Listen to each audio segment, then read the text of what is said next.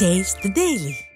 தென்காசி மாவட்டம் கடையத்தில் உள்ள ராமநதி அணையிலிருந்து பாசன சாகுபடிக்காக தண்ணீர் திறக்கப்பட்டுள்ளது.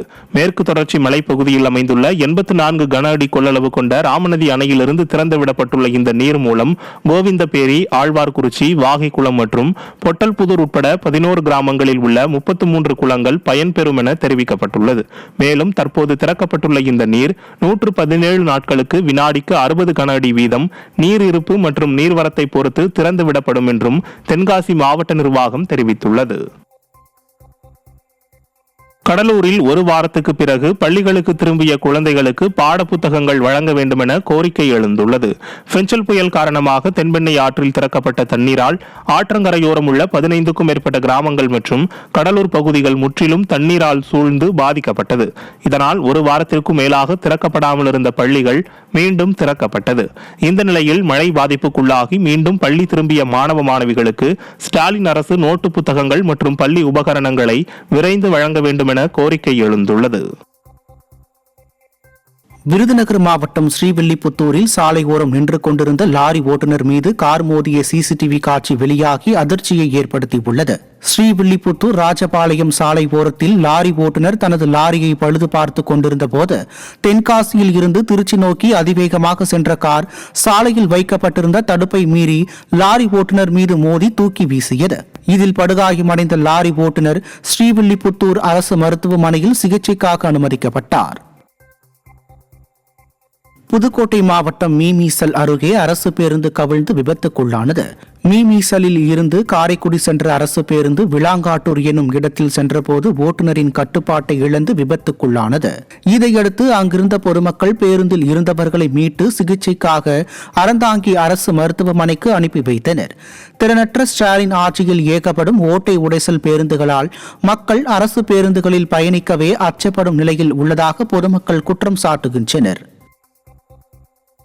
தேனி அருகே இருசக்கர வாகனம் மீது கார் மோதிய விபத்தில் ஒருவர் சம்பவ இடத்திலேயே உயிரிழந்தார்.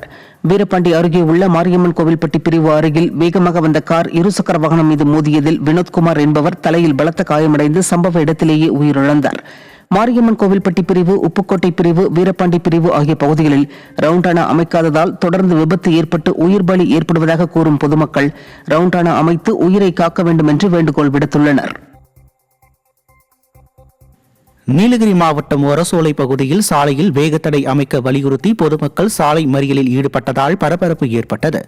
ஈஸ்வரி என்ற மூதாட்டி குன்னூரில் இருந்து கோத்தகிரி நோக்கி வந்த அரசு பேருந்தில் ஏறும்போது நிலை தடுமாறி கீழே விழுந்ததில் படுகாயமடைந்தார். இந்த விபத்தை கண்டித்தும் அப்பகுதியில் முறையாக வேகத்தடை அமைக்காததை கண்டித்தும் பொதுமக்கள் சாலை மறியலில் ஈடுபட்டனர். இந்த மறியல் காரணமாக அப்பகுதியில் சிறிது நேரம் போக்குவரத்து பாதிக்கப்பட்டது. சேலம் மாவட்டம் மேட்டூர் அனல் மின் நிலையத்திற்கு சாம்பல் ஏற்ற வந்த லாரிகளை சிறைப்பிடித்து பொதுமக்கள் போராட்டத்தில் ஈடுபட்டதால் பரபரப்பு ஏற்பட்டது. மேட்டூர் அனல் மின் நிலையத்தில் மின் உற்பத்திக்காக நிலக்கரியை எரியூட்டும் போது எஞ்சும் சாம்பல் உலர் சாம்பலாகவும் ஈர சாம்பலாகவும் வெளியேற்றப்படுகிறது. இவை லாரிகள் மூலம் சிமெண்ட் ஆலைகளுக்கு நாள்தோறும் நூற்றுக்கணக்கான லாரி மூலம் எடுத்துச் செல்லப்படுகிறது. இந்த லாரிகள் மேட்டூர் எடப்பாடி சாலையில் இருபுறங்களிலும் பொதுமக்களுக்கும் போக்குவரத்துக்கும் இடையூறாக நிறுத்தி வைக்கப்படுவதாக கூறி பொதுமக்கள் போராட்டத்தில் ஈடுபட்டனர்.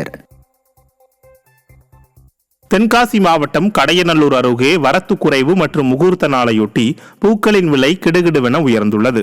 பிரசித்தி பெற்ற புளியங்குடி மலர்ச்சந்தையில் 1 கிலோ மல்லிகைப்பூ 1000 ரூபாய்க்கும், பிச்சிப்பூ 1 கிலோ 600 ரூபாய்க்கும், கனகாம்பரம் 1 கிலோ 1000 ரூபாய்க்கும் விற்பனை செய்யப்படுகிறது. கடந்த சில நாட்களாக பெய்து வந்த மழை மற்றும் பனிப்பொழிவு காரணமாக வரத்து குறைந்த நிலையில் தற்போது பூக்களின் விலை உயர்ந்துள்ளதால் வியாபாரிகள் மகிழ்ச்சி அடைந்துள்ளனர். திண்டுக்கல் மாவட்டம் பழனி முருகன் கோயிலின் நவபாஷான சிலையை ஓய்வு பெற்ற நீதிபதி தலைமையிலான இந்திய தொழில்நுட்பத்துறை குழுவினர் திடீரென ஆய்வு செய்தனர். இதனால் 3 மணி நேரத்திற்கும் மேலாக பக்தர்கள் சாமி தரிசனம் செய்ய தடை விதிக்கப்பட்டதோடு சிலை பாதுகாப்பு கமிட்டி வருகையை அடுத்து பிம்ம சுத்தி யாகமும் நடத்தப்பட்டது. ஆய்வுக்கு பிறகு செய்தியாளர்களிடம் பேசிய சிலை பாதுகாப்பு குழுவினர் பழனி மலை கோயில் நவபாஷான சிலை இன்னும் பல ஆயிரம் ஆண்டுகளுக்கு இருக்கும் என தெரிவித்தனர்.